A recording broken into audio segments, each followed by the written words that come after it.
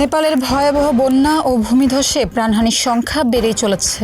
২৬ August সকালে দেশটির উত্তরাঞ্চলীয় রাসুয়া জেলা নেমে আসে এক বিভীষিকাময় মুহূর্ত। পাহাড়ি রাস্তায় মুহূর্তের মধ্যেই সব শেষ।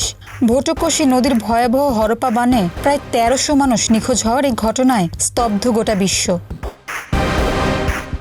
নেপালের আকস্মিক বন্যায় মুহূর্তেই পাহাড়ি ঢলে তলিয়ে গেছে গ্রাম।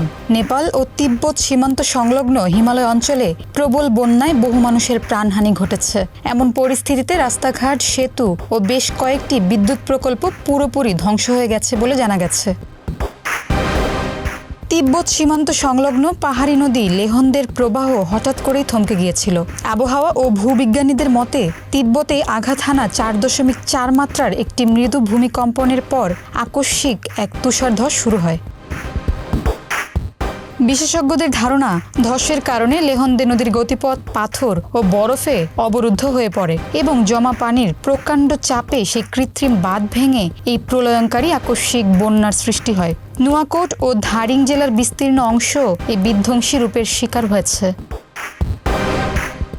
জলবায়ু পরিবর্তনের মারাত্মক প্রভাব এবং হিমালয়ে ভঙ্গুর প্রকৃতি যে এই বিপর্যয়ের পেছনের আসল উস্কানিদাতা তা নিয়ে দীর্ঘকাল ধরে সতর্ক করে আসছেন গবেষকরা।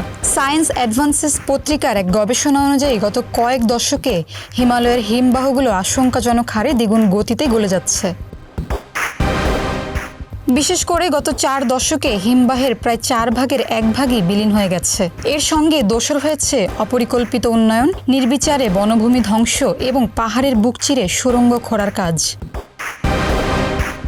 গবেষকদের মতে প্রকৃতির উপর এই মাত্রাতিরিক্ত অত্যাচার অব্যাহত থাকলে আগামী দিনে এই পাহাড়ি উপত্যকাগুলোতে বর্ষার মৌসুম আরও বড় বিপর্যয় ডেকে আনবে বলে আশঙ্কা করা হচ্ছে।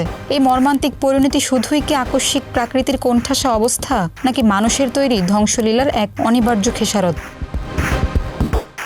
ঋতু শেখ, মানবকণ্ঠ।